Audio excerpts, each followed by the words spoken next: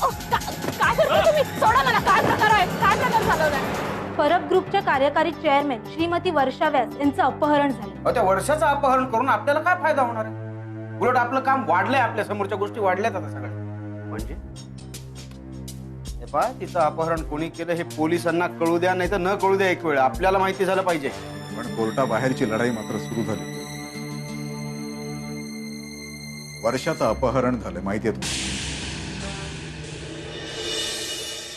ब्रह्मेसाहेब, तुम्हाला नेमकं काय सुचवायचंय? माझ्या काही लक्षात येत नाही भाऊ. Confusion is my method. काय की सुरुवातीला सगळा गोंधळ मी असा समोर आणतो आणि आता स्पष्ट सांगतो. कोर्टातली लढाई सुरू व्हायला अजून वेळ आहे. ती कधी सुरू होईल, कधी संपेल हे नाही सांगता येणार. पण कोर्टाबाहेरची लढाई मात्र सुरू झाली. वर्षाचं अपहरण झालं माहितीये तुम्हाला? त्यामुळे मला असं वाटतं की कोर्टातली काय, कोर्टाबाहेरची काय, कुठलीच लढाई तुम्हाला झेपणार नाही. म्हणून या प्रकरणामध्ये आता सध्या कुठलीही हालचाल करणं तुमच्यासाठी योग्य ठरणार. तुम्ही मला धमकी देताय का सल्ला देताय? हो, पण मी धमकी का देऊ? मी वकील आहे, वकील. मी माझ्या अशिलाचं हितच बघणार. आणि या प्रकरणातून मी तुम्हाला शक्यतो लांब राहा असं सांगतोय. कारण का? कारण तुम्ही माझ्याकडे आला होता सल्ला घ्यायला.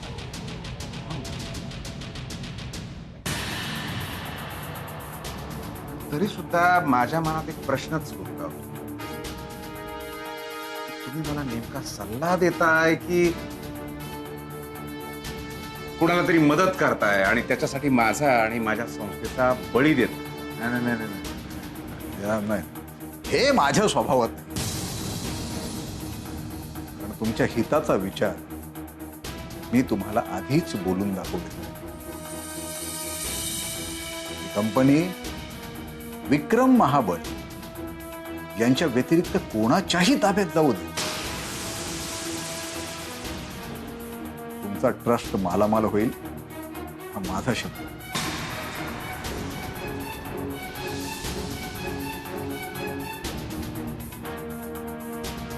साहेब,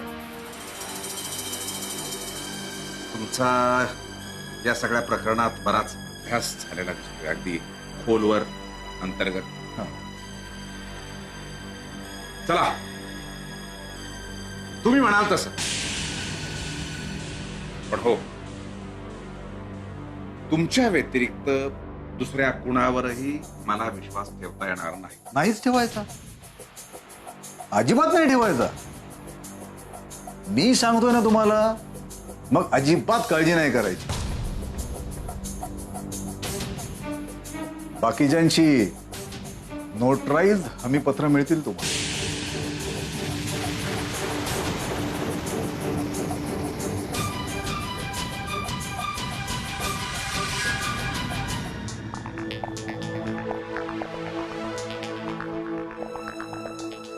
हॅलो. श्वेता, मी विकास बोलतोय. हा दादा बोल. तू आणि संजीव गावी येतं का? जरा अर्जंट काम आहे. काय रे, काय झालं? अगं, काल रात्री आईला ऍडमिट केलंय. तिला अचानक रक्ताचीच उलटी झाली.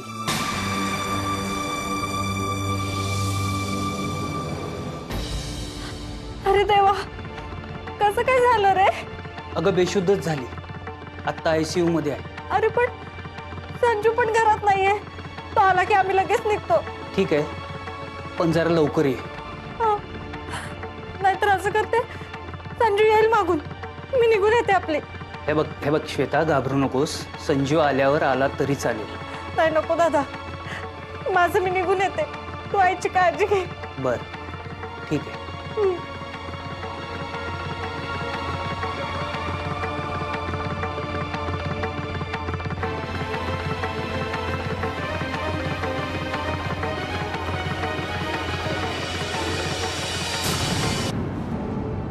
महाबळ साहेब, तुम्ही ही जी काही सरबराई करताय माझी, ते इतका खर्च करताय माझ्यावर, तर समजा मी तुमच्या हाताशी नाही आलो तर तुमचा हा सगळा खर्च वाया जाईल की हो? मुळात कुठलाही खर्च मी हा वाया जाणार आहे असं समजूनच करत असतो. आणि खाण्यापिण्यावर केलेल्या खर्चाला आमच्याकडं खर्च म्हणत नाही. तो तो होतच राहतो. आमचा पैसा असा वाहतच राहतो. तुम्ही त्याची काळजी करूच नका. दादर हेच तुम्हाला समजावण्यासाठी मी बोलावलंय की बादल्या घेऊन कोरड्या नदी नाल्यांवर कुठपर्यंत फिरणार आहात. दुथडी भरून वाहणारी नदी तुम्हाला निमंत्रण देते. तिकडे या ना. हो, आमची नदी वाही बारमाही. महाबळ साहेब, अजूनही तुम्ही या नदी नाल्यांमध्येच अडकलेले आहात. समुद्रावर मालकी हक्क सांगायचा विचार करतोय. मुद्र, अरे वा, तुमचा आडनाव बदलून घ्यायचा विचार दिसतोय. अगस्ती आडनाव होणार म्हणजे तुमचं. परबांच्या संपत्तीचा समुद्र गिळंकृत करणारा अगस्ती, आधुनिक अगस्ती रादर. चांगले उपमा आहे. हे सुद्धा चांगलं नाव आहे, काय हरकत नाही. हे असे पौराणिक दाखले देऊन असं बोलून मी नामोहरम होईल असा जर का तुमचा प्रयत्न असेल तर प्लीज असा प्रयत्न नका करू. मोहरम वगैरे करण्यासाठी नाही. एवढंच समज द्यायला बोलवलं आहे की आपल्या पोटाचा आकार पाहून त्या मानानंच माणसानं वस्तू गिळंकृत कराव्या. अच्छा. अच्छा, म्हणजे या सगळ्या वादात मी पडलो हे फारच लागलंय तुम्हाला. हं? मला कशाला लागेल ते? कारण तुम्ही इकडे आलात तेव्हाच मला वाटलं की चला आणखी एक दावेदार वाढला. माझा आपला शक्यतो कोर्टाच्या बाहेर प्रकरण सेटल करावी याकडे कल असतो. आणि म्हटलं तुमचंही वकील असून सगळ्यात जास्त धंदा कोर्टाच्या बाहेरच तर चालतो. चांगली जुळेल आपली पत्रिका. बर, नाही पण समजा तुम्ही म्हणताय त्याप्रमाणे खरंच मी वर्षाचं अपहरण केलं असेल तर तिला सोडण्यासाठी आठवड्याभराची मुदत कशाला हवी तुम्हाला? हं? त्यामुळे आम्हाला कायदेशीररित्या आणि अधिकृतरित्या ऑफिसचा ताबा घेता येईल. हो, आपली हक्काची आणि कायदेशीर मालमत्ता अशी वाऱ्यावर सोडून कसं चालेल, नाही का? नाही, तुम्हाला जे काही करायचं ते करा,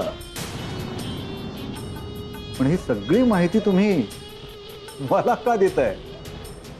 त्यामुळे दोन गोष्टी घडण्याची शक्यता आहे. एक तर आम्हाला ताबा तुम्ही शांतपणे विना अडकाठी घेऊ द्याल, किंवा दुसरी शक्यता अशी आहे वर्षाला तरी ताबडतोब सोडून द्या. बर,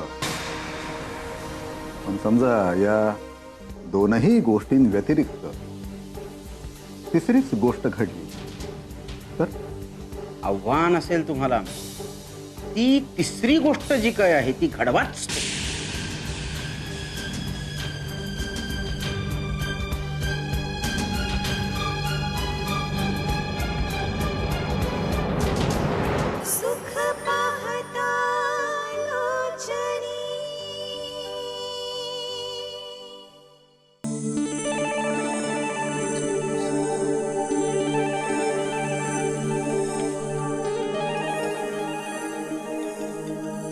येऊ का?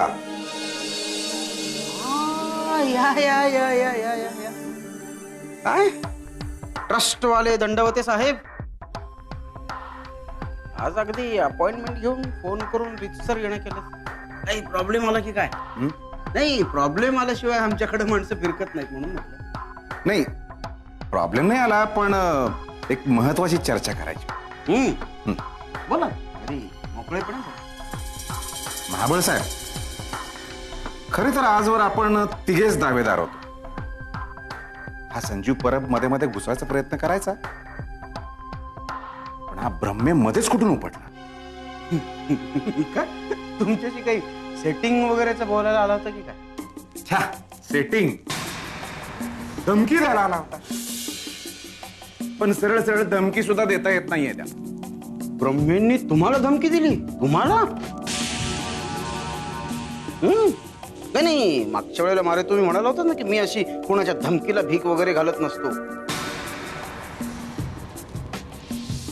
मग आता त्यांनी दिलेल्या धमकीची तक्रार तुम्ही माझ्याकडे काय करताय? चुकताय तुम्ही. अहो, ब्रह्मेच्या धमकीची तक्रार घेऊन मी तुमच्याकडे कशाला येईल? हा, पण ती धमकी तुमच्याविषयीची होती,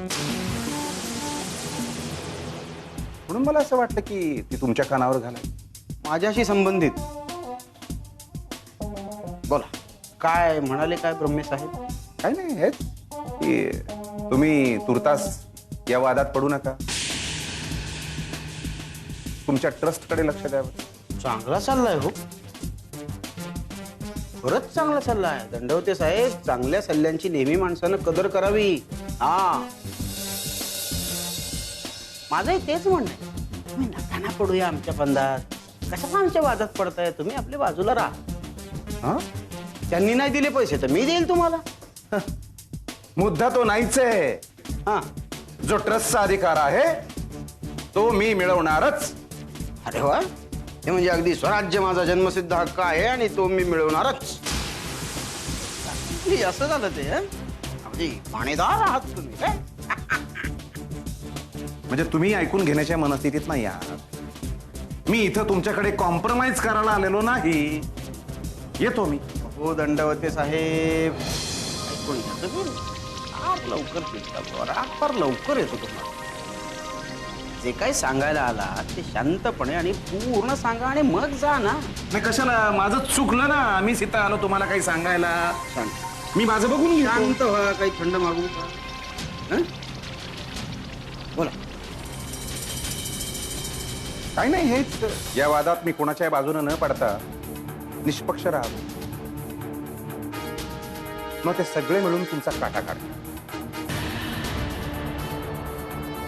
आणि एकदा तुमच्या विरुद्धची लढाई संपली की मग जो काय आत्ताचा वाद असतो तो आपण सामोपचाराने मिटवू, असं म्हणतो.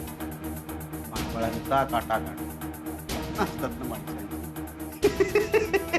बरं, पण मग या त्यांच्या त्या युतीमध्ये त्यांनी तुम्हाला का नाही सामावून घेतलं? मला वाटतं की त्यांना उगीच शंका असावी की तुमचे माझे संबंध चांगले आहेत. हा, नाही, तुम्ही ही माहिती मला दिली ते योग्य केलं, पण मला नाही काही उपयोग नाही या माहितीचा. का? मला सांगा, त्या वर्षाचं अपहरण कोणी केलं? बाबा, आपला काही संबंध नाही त्याच्याशी. मला त्याचं काही माहित नाहीये. ऍब्सोल्यूट माहित नाही मला काही. असं आहे तुमचं, तुम्हाला काहीच माहित नाही. हा? अहो, या ब्रह्मे महाशयांच्या सांगण्यावरून त्या वर्षानं स्वतःच अपहरण करून घेतलंय. काय सांगता? है ना? दिलाय ब्रह्मेंना मी चांगला तगडा डोस दिला, हेवी. तो डोस त्यांना कळला आणि त्याचा काही परिणाम त्यांच्यावर जर झाला तर 1 आठवड्यामध्ये ती वर्षा कशी दत्त म्हणून प्रकट होते बघा. जर ती नाही 1 आठवड्यात प्रकट झाली तर 1 आठवड्यानंतर मी कंपनीचा ताबा घेणार. बापरे, म्हणजे या गोष्टी इतक्या पुढेपर्यंत गेलेल्या आहेत की काय? सांगतोय काय दंडवते साहेब, अहो, कुठे आहात तुम्ही? तुम्हाला काहीच माहित नाहीये. म्हणूनच मी म्हणतोय तुम्ही आमच्या या वादात पडू नका, निष्पक्ष राहा. हे पहा, या लढाईत मी जिंकलो ना, महाबळांची सभा, वचन देतो तुम्हाला, तुमच्या ट्रस्टला अशी भरघोस मदत करेल. आणि दुर्दैवानं मी हरलो या केसमध्ये. ब्रह्मेंनी तुम्हाला पैसे द्यायचं कबूल केलं, म्हणजे दोन्हीकडून तुमच्यासाठी चांगलं आहे ना. राहा ना मग बाजूला. ठीक आहे, तुर्तास माझ्या आता तरी दुसरं काही नाही. That's a good decision. Malhar.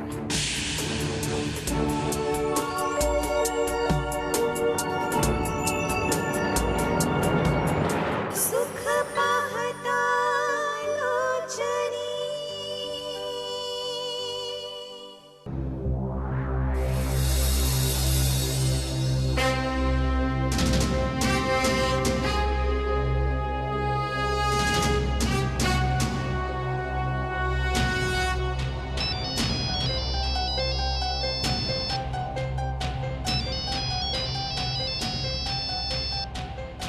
Hello, विकास बोलतोय. विकास मगरे, ओळखलं का? अरे बाबा, हा कुठला नंबर आता? हा माझाच नंबर आहे, दुसरा आहे. बोल, काय म्हणतोस? काही नाही, एक निरोप द्यायचा होता तुम्हाला. बोल ना. श्वेता येणार नाही. काय? म्हणलं श्वेता आता परत तुमच्याकडे येणार नाही. काय सर, आज गरीबाची खेचाच्या मूडमध्ये आहात की काय? हा, ऐकणार आहे. मी काय म्हणतो, मी थोडा बिझी आहे, कॉल बॅक करू नंतर. ए फोन ठेवू नकोस. काय? मी काय सांगतोय ते नीट ऐक. काय येडा वाटलो का रे तुला मी? हा, तुला काय वाटलं मी तुझ्या हातापाया पडलो, माफी मागितली म्हणजे मी बदललो?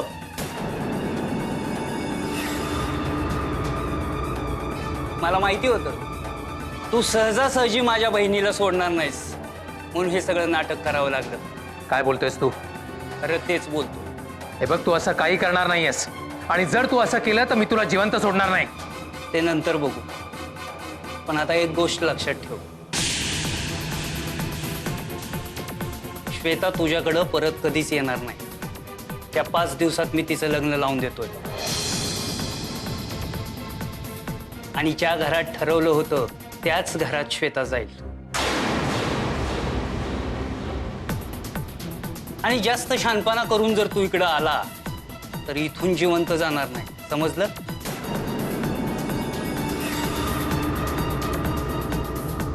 मग आता तू पण ऐक, तुला पण मी संपवून टाकेन 5 दिवसाच्या आत. ठीक आहे, ठेव फोन आता. ए, hello hello hello.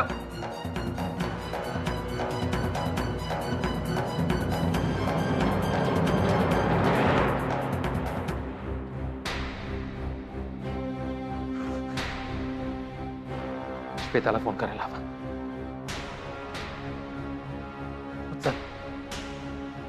Your call is currently unavailable.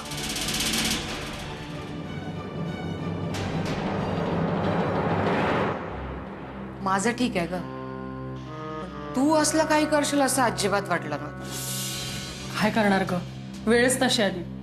तुझं अपहरण झाल्याचं जेव्हा कळलं ना, जाम चिडली होते मी बोलले बाईचा प्रामाणिकपणा अंगाशी आला. पण तुझा जेव्हा फोन आला ना, तेव्हा मला वाटलं की तू कुठेतरी अडकली आहेस आणि तुला मदतीची गरज आहे. पण बरं झालं तू आधीच क्लिअर केलंस ते की तुझं अपहरण तूच घडवून आणलं. नाहीतर काय? अगं पोलिसात जाणार होते मी, भांड फुटलं असतं. पण ज्या वेळेला तू संजीव बद्दल विचारलंस आणि माझी मदत मागितली ना, त्यावेळेला मला आश्चर्यच वाटलं. पण म्हटलं थोड्या वेळापुरतं तुला कदाचित तसं वाटलं असेल, पण मी नंतर फार काय विचार नाही केला त्या गोष्टीला. का? तू हे असलं काही करशील असं कधीच वाटलं नव्हतं मला. आता वाटतंय का तसं?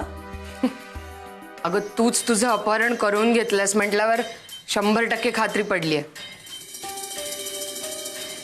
की तू बदललीयस. आणि बरं वाटलं. बरं वाटलं? हो, आजूबाजूला अशी प्रामाणिक माणसं असली ना की जाम गिल्टी फील होतं ग मला. बरं ते जाऊ दे, इतक्या घाईघाईमध्ये का बोलावून घेतलंस मला? काय काम होतं? काम तेच, संजीवच्या मागे लागायचं. आणि हो, लवकरात लवकर काम सुरू करायचंय. या संजीवने एक्झॅक्टली काय करायला हवंय तुमच्यासाठी? त्या संजीवचं फारसं टेन्शन नाहीये मला. मग खरं टेन्शन आहे की त्याची प्रेयसी आणि होणारी बायको श्वेता, ती जरा जास्तच आगाऊ आहे. म्हणजे असल्या सगळ्या बाबतीत तिचं डोकं जरा जास्तच चालतं. ती या सगळ्याच्या मुळाशी जाणार की काय असं वाटतंय. अगं ती मुळाशी पोहोचली तरी तुमचं काय विनसणार आहे त्याच्याने? आता या सगळ्याची माहिती मला आणि ॲडव्होकेट ब्रह्मेंना आहे. आम्ही दोघंही आता एकत्र आलो आहोत. आयुष्यात पहिल्यांदाच श्रीमंत होण्याची संधी मिळाली. कळलं मला. अगं पण एवढ्या घाईघाईने कशाला बोलवलं? हे सगळं अपहरणाचं नाटक संपल्यानंतरही आपल्याला भेटता आलं असतं ना. कारण आत्ता श्वेता तिच्या घरी गेलेली आहे आणि हीच संधी महत्वाची आहे. कारण आत्ताच तू संजीवच्या जास्त जवळ जाऊ शकते.